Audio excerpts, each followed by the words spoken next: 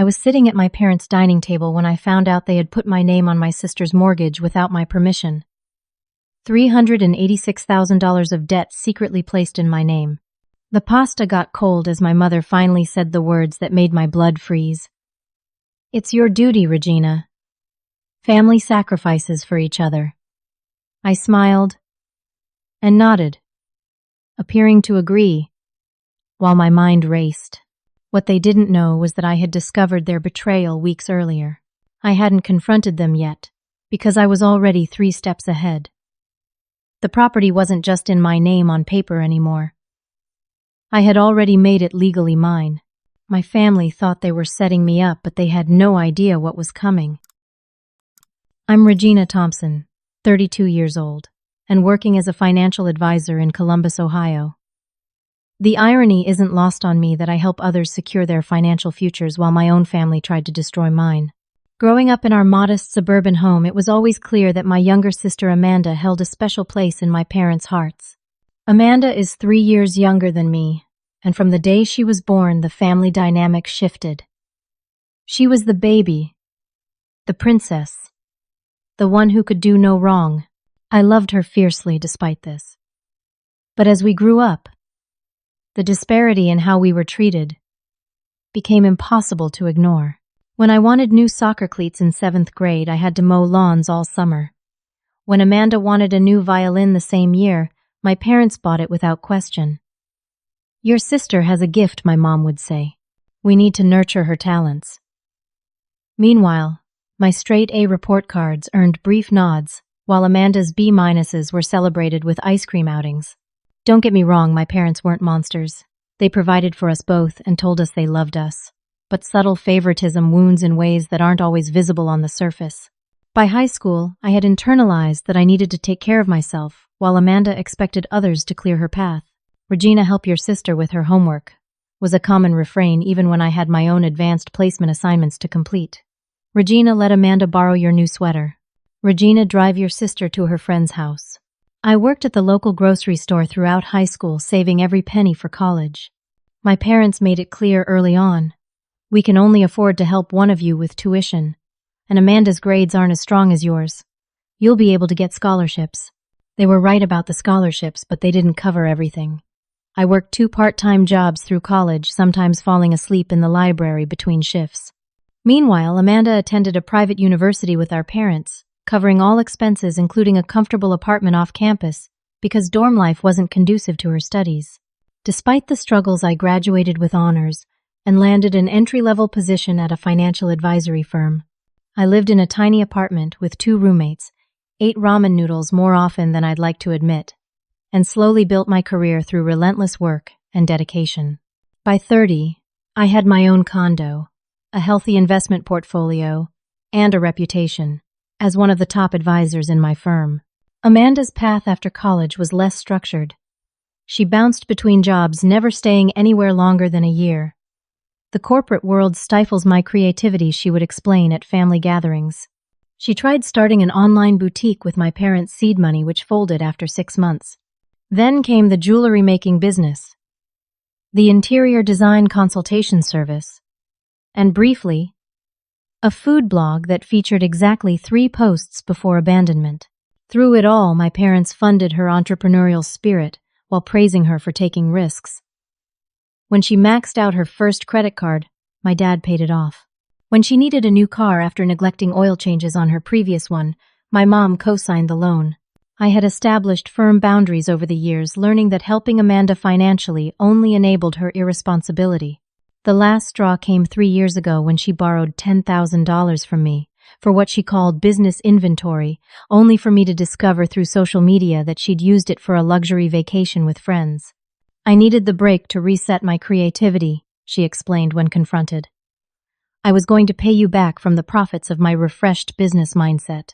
I made her sign a repayment agreement, which she followed for exactly 2 months before the checks stopped coming. My parents called me heartless when I refused to forgive the debt. "She's your sister," my mom said, as if that justified everything. Despite these tensions, we maintained a surface-level relationship. Holiday gatherings, occasional family dinners, birthday celebrations. that were always more elaborate for Amanda than for me. I had accepted that this was simply how our family functioned, and I'd built a life I was proud of despite it. Then about 3 months ago, I received an alert from my credit monitoring service. There had been several inquiries in my name from mortgage lenders. I hadn't applied for any loans, so immediately my identity theft concerns kicked in. After several phone calls and a deep dive into my credit report, I discovered something that stopped me cold. My name was on a mortgage application for a house in Worthington, an upscale suburb north of Columbus. A house I had never seen for a loan I never applied for. It took just one more phone call to confirm my suspicion. The house belonged to Amanda. Somehow she had used my information to secure a mortgage. And given her financial history, there was only one way that could have happened. My parents had helped her forge my signature. The betrayal cut deeper than I could have imagined. The morning after discovering the credit inquiries, I called Taylor Johnson, a lawyer friend from college who specialized in financial fraud. We met for coffee at a quiet shop far from my office, or any place my family might frequent. "This is serious," Regina Taylor said after I explained the situation.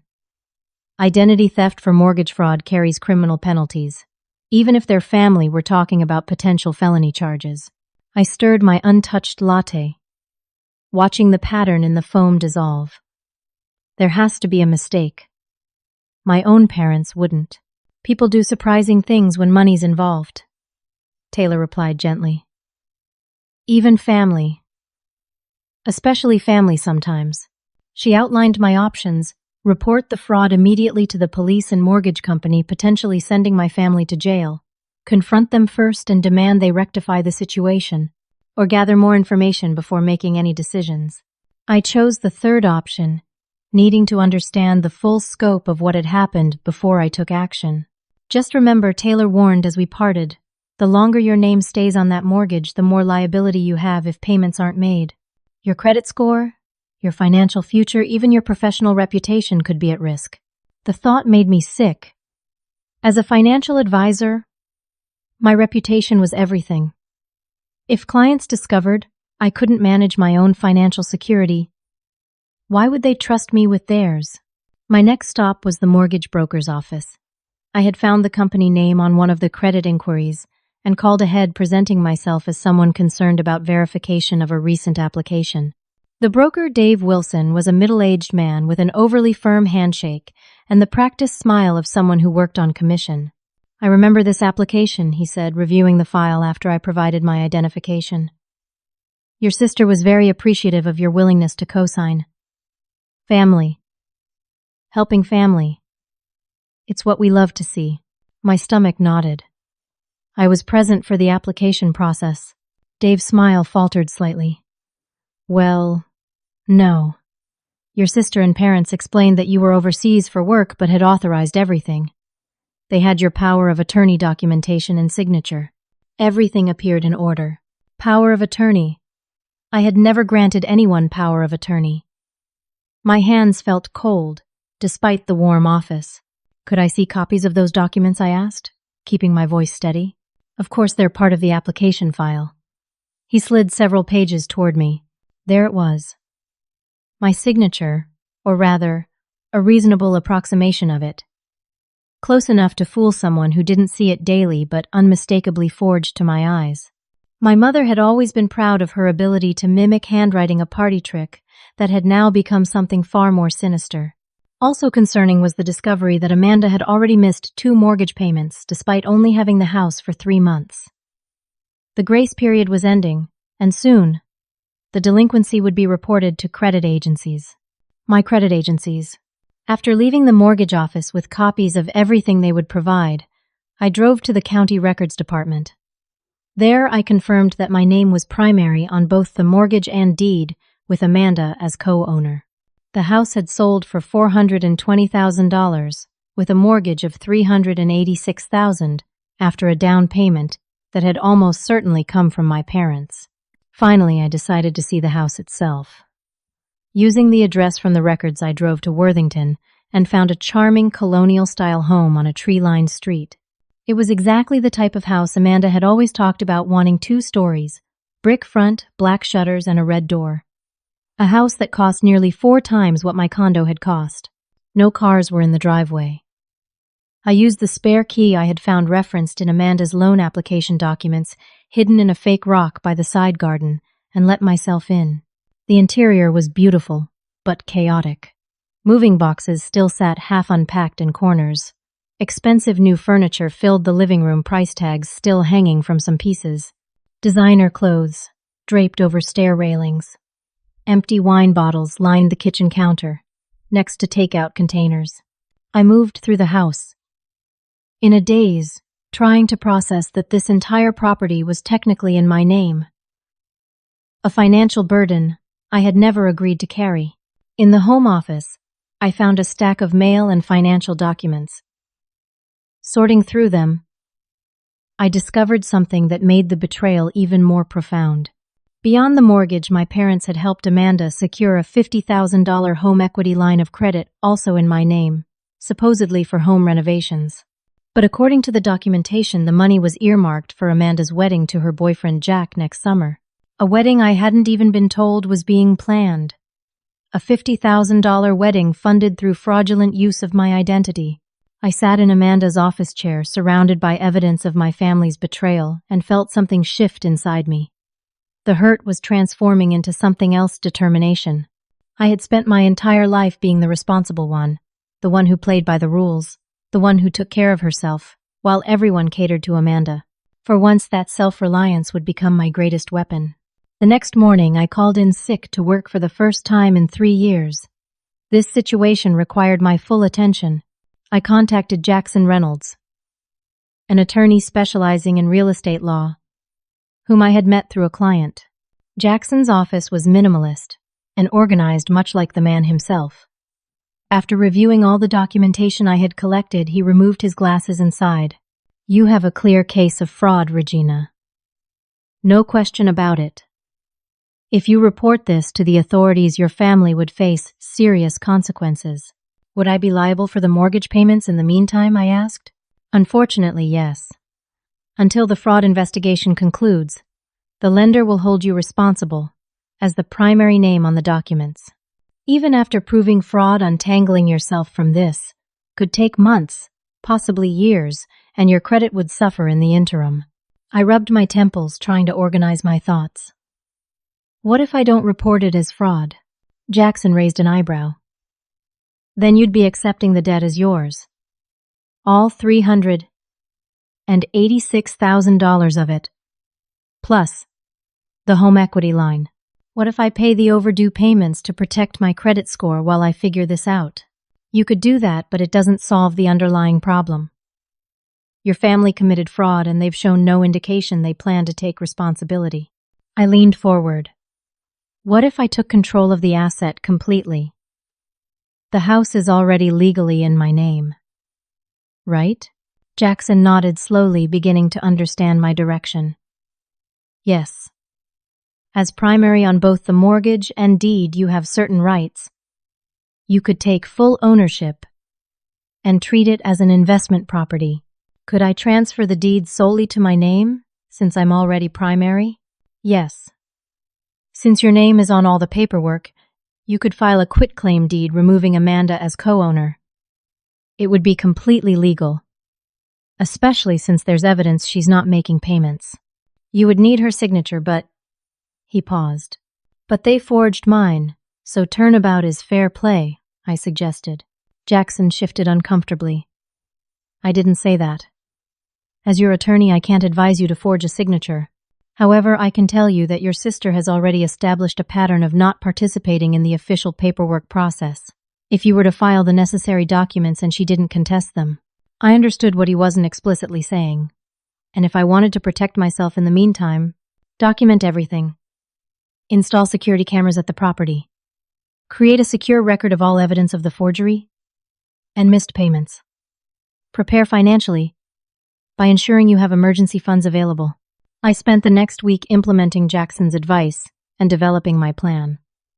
First, I used a significant portion of my savings to make the 2 missed mortgage payments and the current month's payment. It hurt to see that money disappear, but protecting my credit score was essential. Next, I hired a small, discreet security company to install cameras at the house when Amanda was at work. I told them I was the homeowner concerned about recent break-ins in the neighborhood. Technically, I wasn't lying. I created digital and physical copies of all evidence and stored them in multiple secure locations, including a safe deposit box at a bank where my family had no accounts. Then came the most crucial step. With Jackson's guidance, but without his direct involvement, I filed the necessary paperwork to transfer the deeds solely into my name. The process was surprisingly simple given that I was already the primary owner and mortgage holder. I justified it to myself that I wasn't committing fraud.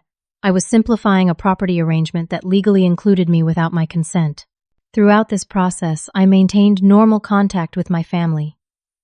Sunday dinners, occasional text messages with Amanda, nothing that would signal I was aware of their deception. It was exhausting maintaining the facade, but necessary for my plan to work. During a lunch with my cousin Sarah, I discovered something that added fuel to my determination. Sarah mentioned how generous I was for helping Amanda buy her dream house. "What do you mean?" I asked carefully. "Uncle Tom and Aunt Linda told everyone at the family reunion last month how you offered to co-sign for Amanda because you're doing so well financially. They were bragging about how they raised such a selfless daughter. The reunion I hadn't been invited to because I was probably too busy with work. They weren't just committing fraud. They were using it to enhance their parental reputation while simultaneously excluding me." I smiled tightly at Sarah. "They exaggerate. Just doing what family does." As my plan developed, I made one final discovery that cemented my resolve. While reviewing Amanda's mail that had arrived at the house during one of my secret visits, I found a brochure for swimming pool installations with financing options circled. She couldn't afford the mortgage but was planning to add a swimming pool. That evening I received a text from my mother: "Family dinner this Sunday. Important matters to discuss. Be there at 5. The timing suggested they were finally going to tell me about the mortgage. Perhaps the lender had contacted them about the suddenly current status of the previously delinquent loan. I confirmed I would attend, and then spent the night finalizing every aspect of my plan. By the time Sunday arrived, I was nervous, but resolved. My family had taken advantage of me for the last time. Sunday evening arrived with the crisp air of early autumn. I selected my outfit carefully professional, but not intimidating, a navy blue dress that projected confidence without aggression. I wanted to appear successful, but approachable when they finally decided to confess what they'd done. I brought a bottle of wine and a smile to my parents' door, the same door I'd walked through countless times throughout my life. My mother answered, her own smile tight around the edges. "Regina, right on time as always," she said, accepting the wine and my cheek kiss. Everyone's in the dining room. Everyone meant my father, Amanda, and surprisingly Amanda's boyfriend, Jack. His presence confirmed this was indeed the night they planned to reveal the mortgage situation to me. They wanted the moral support of numbers. My father stood to hug me, his embrace briefer than usual. "Good to see you, kiddo. Busy at work?" "Always," I replied, the standard answer that allowed them to maintain the fiction that my absence from various family events was due to my career rather than their selective invitations. Amanda barely looked up from her phone. "Hey, Reg." Jack, a tall man with a perpetual 5 o'clock shadow and the confident demeanor of someone who'd never faced serious consequences, extended his hand. "Regina, good to see you again." We had met exactly twice before, both times at family events where he'd spent more time networking with my father's business contacts than actually speaking to me. My mother bustled in from the kitchen carrying a casserole dish. Sit. I made your favorite lasagna, Regina." It was Amanda's favorite, not mine. I'd been a chicken parmesan fan since childhood, but I smiled and took my seat anyway. Dinner began with the usual small talk. My father discussed a difficult client at his insurance office. My mother mentioned her garden club's upcoming competition. Amanda scrolled through her phone under the table, while occasionally interjecting comments about neighbors or mutual acquaintances. The tension in the room was palpable. My parents exchanged nervous glances when they thought I wasn't looking. Jack kept clearing his throat. Amanda's typical self-absorption seemed amplified by anxiety. It wasn't until my mother brought out coffee and her signature apple pie that they finally approached the subject. Regina. My mother began setting down the dessert plates with unusual precision. We need to discuss something important with you. I took a sip of water and waited, watching my father straighten his posture, and Amanda suddenly find the table pattern fascinating. As you know, Amanda and Jack have been looking to buy a house for some time, my mother continued. Actually, I didn't know that, I replied honestly. No one had mentioned house hunting to me. A flash of irritation crossed my mother's face before she smoothed it away. Well, they have been, and they found the perfect place in Worthington. Just beautiful, with room for a family to grow. She glanced meaningfully at Amanda and Jack, though no engagement ring was visible on my sister's finger. That's nice, I said neutrally. My father jumped in. The thing is, Regina, with the current housing market and interest rates, and with Amanda's business ventures still finding their footing, I'm between opportunities right now. Amanda interjected defensively. Yes, between opportunities, my father continued. Well, they needed some help securing the mortgage. I set down my fork. What kind of help? My mother reached across the table to pat my hand. Her palm was clammy. The bank required a co-signer with a stronger credit history. Someone financially stable. I see, I said. And when did this happen? About 3 months ago, my father said, his voice strained for casualness. It all happened rather quickly. The housing market, you know how it is. Had to act fast. And you're telling me this now because... The silence stretched uncomfortably until my mother finally broke it. There's been some confusion with the payment arrangements. The bank has been sending notices. Notices about what exactly? My mother took a deep breath. The mortgage was approved with your name as a co-signer.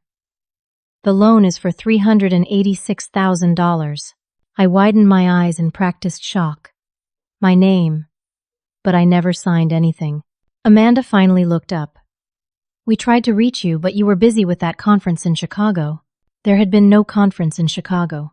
The lie was so effortless it confirmed everything I already knew. So how did my signature get on the mortgage documents? I asked. My voice deliberately calm.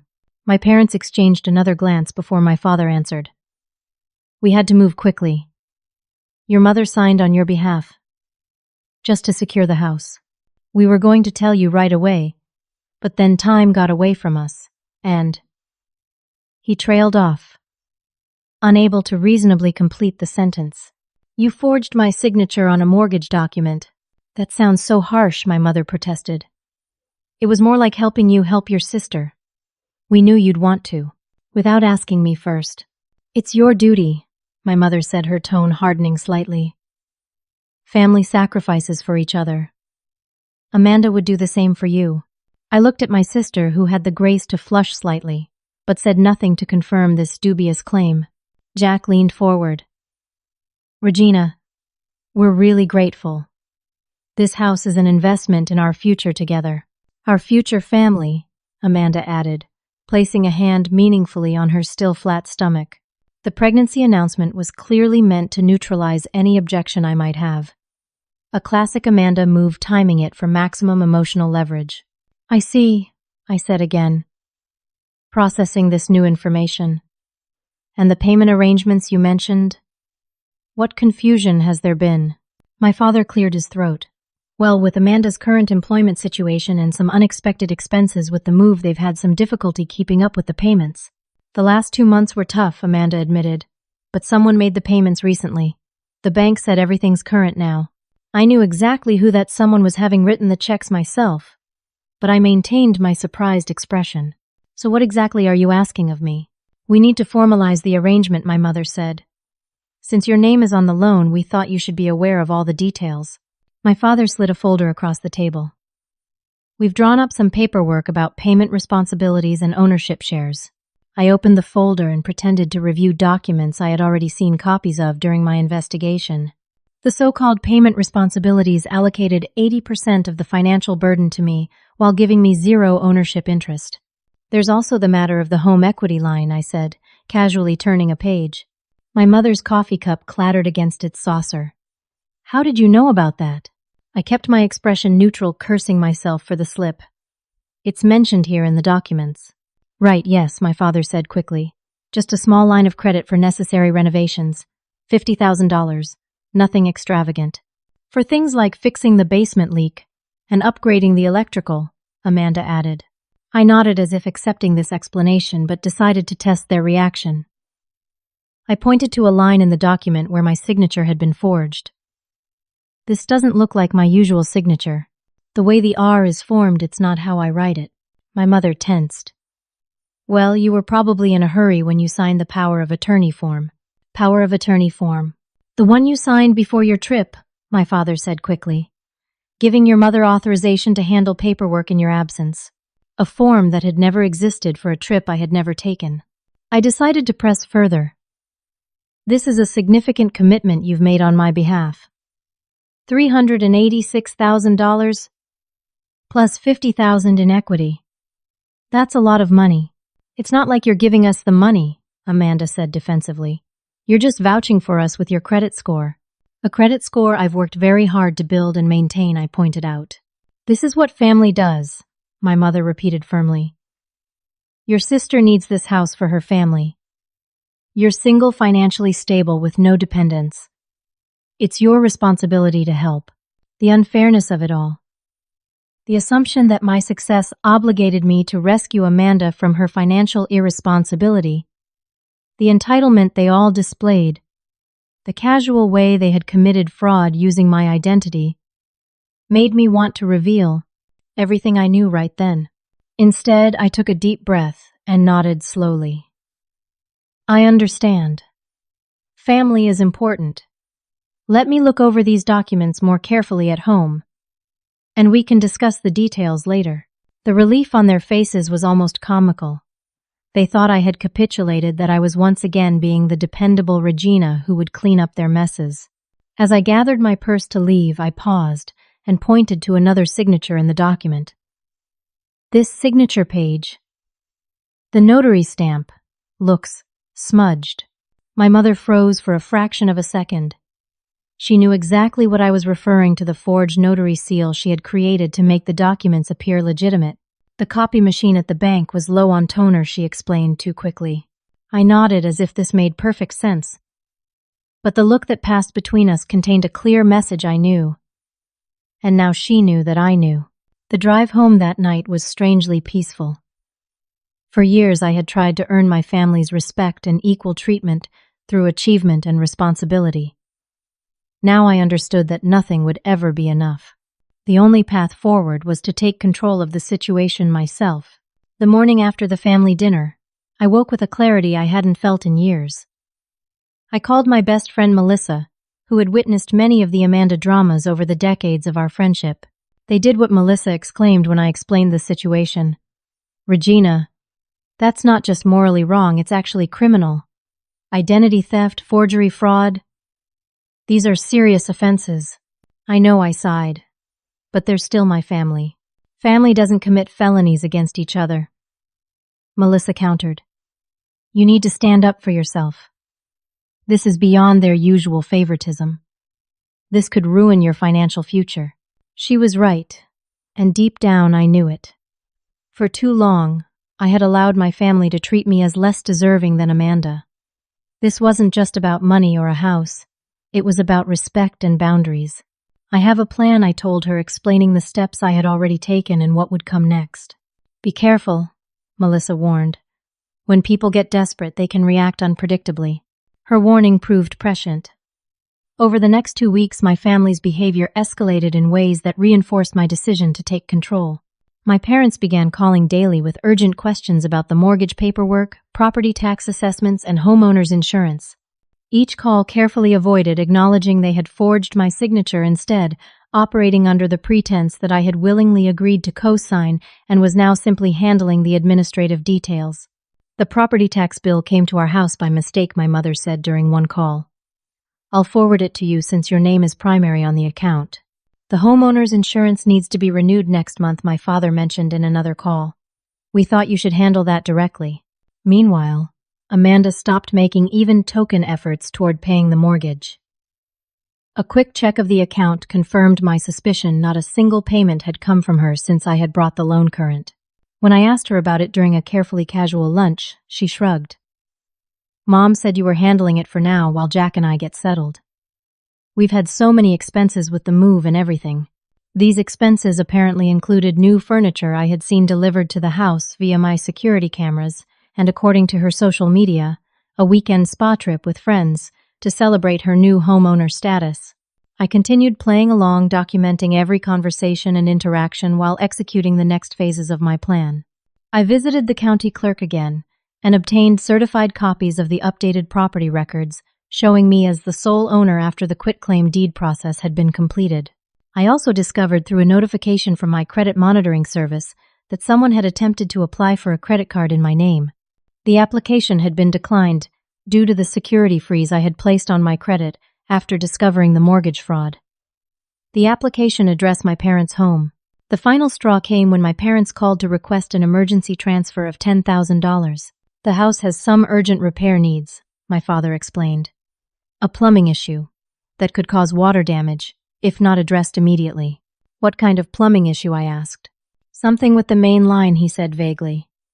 Amanda said the plumber needs a deposit before starting work. I knew this was a lie. My security cameras had recorded no visits from any plumbing company, and the house had passed a thorough inspection just months earlier during the purchase process. Later that same day, I met for coffee with my mother's friend Susan, who had always been kind to me. During our conversation, she unwittingly revealed the truth. Your mother mentioned you're helping with Amanda's wedding planning. So generous of you to contribute to their special day. Wedding planning? I asked. For the June ceremony. In the backyard of Amanda's new house. Your mother showed me the designs for the tent and dance floor they're installing. The pool construction starts next month, she said, so it will be ready in time for the wedding reception. The urgent plumbing repair was actually advance payment for a swimming pool installation at the house that I now legally owned to be ready for a wedding I hadn't been told was happening. That evening, I received a text from Amanda family meeting at my place this Saturday at noon. We need to discuss the mortgage situation. Bring the paperwork Mom gave you. My family clearly had more demands to make. What they didn't realize was that I had reached my limit. Saturday would indeed be a day of reckoning, just not the one they were expecting. Saturday arrived bright and sunny, a beautiful autumn day that belied the storm about to break inside Amanda's house, or rather my house, according to the legal documents safely tucked into my portfolio. I arrived precisely at noon, noting my parents' car already in the driveway alongside Amanda's, and an unfamiliar pickup truck that likely belonged to Jack. Taking a deep breath, I gathered my materials and approached the front door. Amanda answered wearing a new outfit I had seen delivered via my security cameras earlier that week. "You're right on time," she said, not bothering with a greeting. Everyone's in the dining room. I followed her through the house, noting more new purchases, art on the walls, decorative items on shelves, an expensive coffee machine on the kitchen counter.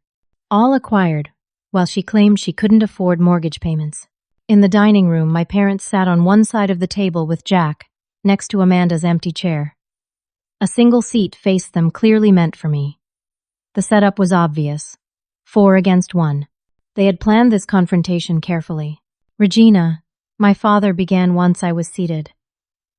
"We appreciate you coming today. We need to finalize the financial arrangements for the house." My mother slid a document across the table. "We've created a payment schedule based on everyone's current situation." I glanced at the paper without picking it up.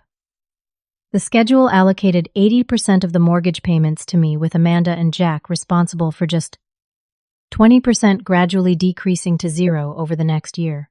"Amanda has some news that affects the financial planning," my father continued, nodding to my sister. Amanda reached for Jack's hand before announcing, "I'm pregnant. Due in June. We've already converted the spare bedroom into a nursery." The timing of this announcement was calculated for maximum emotional impact. A baby, my niece or nephew, needing a stable home. How could heartless Aunt Regina possibly object? "Congratulations," I said sincerely. Despite everything, I was happy for them about the baby, if not the manipulative timing of the revelation. With the baby coming, my mother explained, "Amanda will need to cut back her work hours. So we need you to take over the mortgage payments completely for at least the first year." Jack nodded. just until we get back on our feet with the baby and everything. I sat in silence for a moment, allowing them to interpret my lack of immediate objection as consideration. Then I opened my portfolio and removed my own set of documents. Before we discuss payment schedules, I think we should address the existing situation first. My father frowned. What do you mean? We've explained everything about the co-signing arrangement. You mean the arrangement where you forged my signature on mortgage documents without my knowledge or consent? I laid out copies of the original loan application with the falsified signatures highlighted. This isn't my signature. This isn't a co-signing arrangement. This is fraud. The room fell silent. My mother's face paled. My father's expression hardened. Amanda looked to our parents with panic in her eyes. We've been over this, my mother finally said, her voice tight. It was an emergency situation. The house would have been sold to someone else. We did what was necessary and planned to tell you afterward. 3 months afterward, I pointed out. And only because you needed more financial help from me. You're blowing this out of proportion, my father insisted. Yes, we should have told you sooner, but we're family. Families help each other. Family doesn't commit identity theft against each other, I countered. Family doesn't forge signatures and create fake power of attorney documents. What were we supposed to do? Amanda burst out. Just lose our dream house because you were too busy to help with some paperwork. You were supposed to ask me, I said calmly. Not commit a felony. A felony. Don't be so dramatic, my mother scoffed. No one's reporting anything to the police. This stays in the family. The issue isn't just the forgery, I continued. It's the fact that you put me on the hook for over $400,000 of debt without my consent and then expected me to make the payments when Amanda couldn't or wouldn't. We knew you could afford it, my father said, as if my financial stability was reason enough to exploit it. That's not your decision to make. So what are you saying? Amanda demanded. You're going to refuse to help us. Let us lose our home. Make your own sister and unborn niece or nephew homeless because you're being selfish. The emotional manipulation was so transparent it would have been comical if it weren't so insulting. I took a deep breath and laid out another document. I'm not saying any of those things. What I am saying is that the current situation is unacceptable. So, I've taken steps to protect myself and provide a path forward. My father picked up the paper. What is this? That is a certified copy of the property deed showing that I am now the sole legal owner of this house. The bomb had dropped. My mother gasped. Amanda jumped to her feet. You can't do that, she shouted. This is our house. Actually, I can, and did. Since my name was primary on both the mortgage and the deed thanks to your forgery, I was legally entitled to file a quitclaim deed, removing Amanda as co-owner. Especially given the evidence that she hadn't made payments as agreed. This is theft, my father exclaimed, his face reddening. No, what you did was theft of my identity, my credit rating, and my financial security. I replied, maintaining my composure. What I've done is take legal control of an asset that was fraudulently placed in my name. We'll fight this, my mother threatened. We'll tell everyone what you've done. You mean... tell everyone that you forged my signature on mortgage documents? That you committed loan fraud? Please, go ahead. Amanda was nearly hysterical now. You can't take our house. We're having a baby. Where are we supposed to live? I'm not taking your house, I clarified. I'm establishing legal ownership of a property that's already in my name and financial responsibility. But I'm also offering a solution. I pulled out the final document from my portfolio.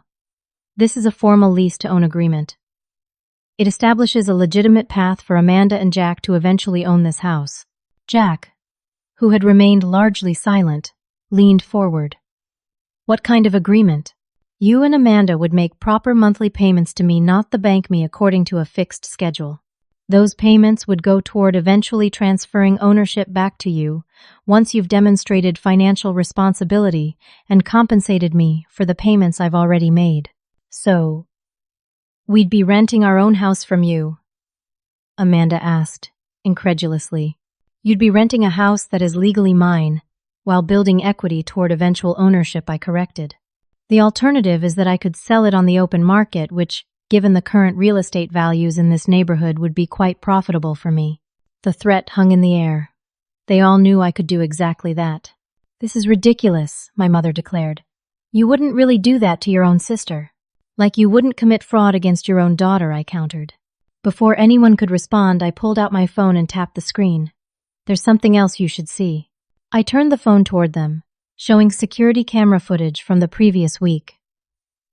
On screen, Amanda and Jack were giving a tour of the house to friends. And the best part, Amanda's voice came clearly through the speaker, is that my sister is stuck with most of the payments. My parents set it all up. She doesn't even know half of what's going on. Jack's laughter followed. Sweet deal for us. All the house, none of the hassle. I stopped the playback. The room was deadly silent. I installed security cameras after discovering the fraud, I explained. I've been monitoring the property that's legally in my name. Amanda's face had drained of color. My parents looked stunned. Jack stared at the table, unable to meet anyone's eyes. So here's what happens next, I said, laying out the lease agreement again. Either you sign this and begin a legitimate path to homeownership, or I exercise my right as the legal owner to sell this property. Your choice. You wouldn't, Amanda whispered. I don't want to, I said honestly. Despite everything, you're my sister, and that's my niece, or nephew you're carrying. I want you to have this house, but on honest terms, not through fraud and manipulation. My father picked up the lease agreement and began reading, his lawyer's glasses perched on his nose. After several minutes, he looked up. These terms are actually fair. Of course they're fair, I replied. I'm not trying to punish anyone. I'm trying to establish boundaries and proper financial responsibility. We need time to think about this, my mother said. You have 48 hours, I responded. After that, I'll need to consider other options. Amanda was crying. Now no longer the indignant victim, but a woman facing real consequences for perhaps the first time in her life. What about the baby? What about our wedding? The baby deserves parents who are financially responsible. And weddings don't need to cost $50,000. I said, referring to the home equity line they had fraudulently obtained in my name. That's also addressed in the agreement. The line of credit will be closed, and any funds already spent will be added to the payment schedule. As I gathered my things to leave, my mother caught my arm. Regina, please. We were just trying to help Amanda. We didn't mean to hurt you. I looked into her eyes, searching for the mother who had once tucked me in at night and kissed scraped knees. You didn't consider me enough to even think about whether I would be hurt. That's the problem, Mom. It always has been. As I walked to my car, I felt no triumph, no vindication. Only a sad certainty that this confrontation had been inevitable from the moment they decided that my financial security was less important than Amanda's desires. The 48 hours following our confrontation were silent ones. No calls from my parents. No tearful texts from Amanda. I waited, wondering if they would choose legal battle over acceptance, pride over practicality. At hour 47, my phone rang. It was my father. We'd like to meet tomorrow to review the agreement again, he said, his voice subdued. We have some questions about certain terms. That's fine, I replied. My attorney can join us if needed. There was a pause before he said, Regina, I want you to know. I'm sorry. What we did was wrong. We should never have put you in this position. The apology, though late, and perhaps motivated by necessity rather than pure remorse, still meant something. Thank you, Dad. That means a lot. The meeting the next day was markedly different from our previous confrontation. We met at a neutral location, a private room at my attorney Jackson's office. My parents arrived first, followed by Amanda and Jack. Their demeanors were subdued, the hostility replaced by a somber recognition of their situation. Jackson explained the terms of the agreement in detail. Amanda and Jack would make monthly payments to me based on a 15-year schedule that included compensation for the payments I had already made. The interest rate was far lower than they would get from any bank given their credit history, but sufficient to ensure I wasn't losing money. Most importantly, the agreement included mandatory financial counseling for Amanda and Jack. They would need to complete a 6-month program focused on budgeting, debt management, and financial planning. This seems extensive, my mother commented when Jackson finished his explanation. It's necessary, I replied.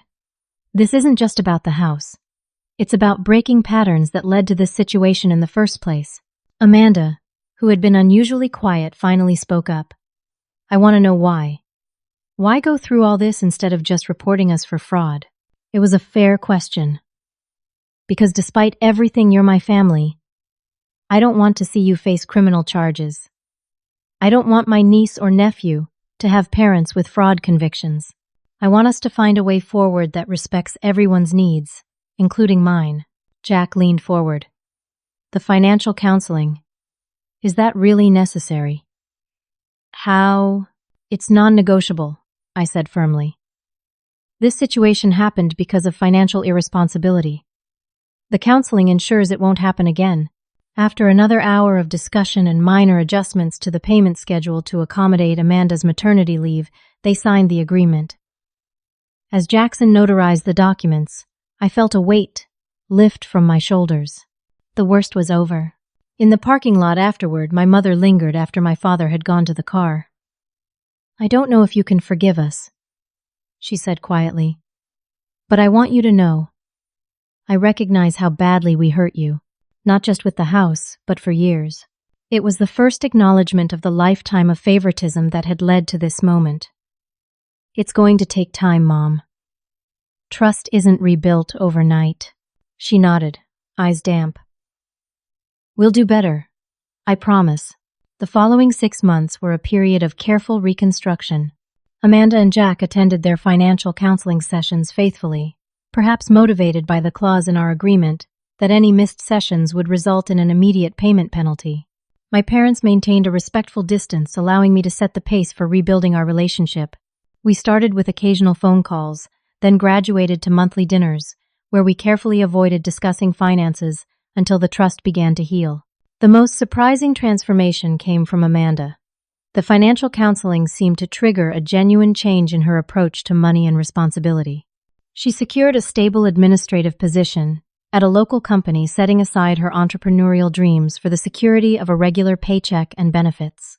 The counselor helped me see I was using being creative as an excuse for avoiding real work, she admitted during one of our newly established sister lunch dates. It was easier to blame failed businesses on the world not appreciating my vision than to admit I wasn't putting in the effort. She and Jack made every payment on time, sometimes even adding extra toward the principal. They canceled plans for an extravagant wedding, opting instead for a small ceremony in my parents' backyard with just close family and friends. The money we would have spent on the wedding is going into a college fund for the baby instead, Jack told me proudly at the reception. My niece Lily was born in June, healthy, beautiful, and coming home to a house that was now being properly cared for by parents who were learning the value of responsibility and planning. 1 year after our confrontation, I invited everyone to dinner at my condo. After we had eaten and were enjoying coffee on my balcony, I pulled out a folder and handed it to Amanda. "What's this?" she asked, opening it cautiously, as if expecting another legal document. "Transfer paperwork," I explained. "You've made every payment on time for a year. You've completed the financial counseling. You've demonstrated that you're taking this seriously.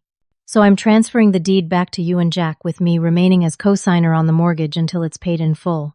Amanda looked up, tears in her eyes. "You don't have to do this so soon. The agreement was for at least 2 years of payments." "I know. But the point wasn't to punish you or control you. It was to establish respect and responsibility. You've done that." My father cleared his throat, clearly emotional. "Regina, after everything we did, it's time to move forward," I said simply. "We've all learned from this." The truth was, I had learned as much as any of them. I had learned to stand up for myself, to establish boundaries, to demand the respect I deserved. And perhaps most importantly, I had learned that real family support goes both ways. It doesn't just flow from me to them, but should return in equal measure. In the months that followed, our family dynamic shifted. My parents began treating me and Amanda with equal consideration. Amanda continued her journey toward financial responsibility, even starting a small but sustainable side business, creating budget planning templates based on what she'd learned in counseling. As for me, I channeled my experience into creating a financial literacy program for young women, volunteering my time at community centers to teach the basics of credit investing and financial self-protection. Turning my pain into purpose helped heal the lingering resentment. 2 years after that fateful family dinner, where I first learned about the mortgage, we gathered again, this time at Amanda and Jack's house for Lily's birthday. As I watched my niece toddle around the backyard, I reflected on the journey we had taken. The house that had nearly torn our family apart had instead become the catalyst for rebuilding it on a foundation of honesty and mutual respect. The debt that had been fraudulently thrust upon me had transformed into an investment in both property and relationships. Amanda found me alone in the kitchen, arranging cupcakes on a tray. "I never properly thanked you," she said quietly. "For what?" "For not doing what I would have done in your position. For finding a way to hold me accountable without destroying me.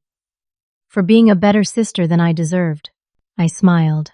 That's what real family does. Not blindly sacrifice for each other without consent, but challenge each other to be better while providing support through the process. As we rejoined the party, I felt a profound sense of peace. The pain and betrayal had been real, but so was the growth and healing that followed. I had protected myself without losing my family in the process. And in doing so, I had helped all of us learn what family should truly mean. Not endless, unquestioning sacrifice, but mutual respect, honest communication, and genuine support that honors everyone's boundaries and needs. Have you ever found yourself in a situation where you had to choose between protecting yourself and maintaining family relationships? I'd love to hear your thoughts in the comments. If you found value in my story, please like this video, subscribe to the channel for more real-life experiences, and share with someone who might need to hear that it's possible to stand up for yourself while still leaving room for reconciliation. Thank you for listening to my journey, and I wish you strength and wisdom in navigating your own family dynamics.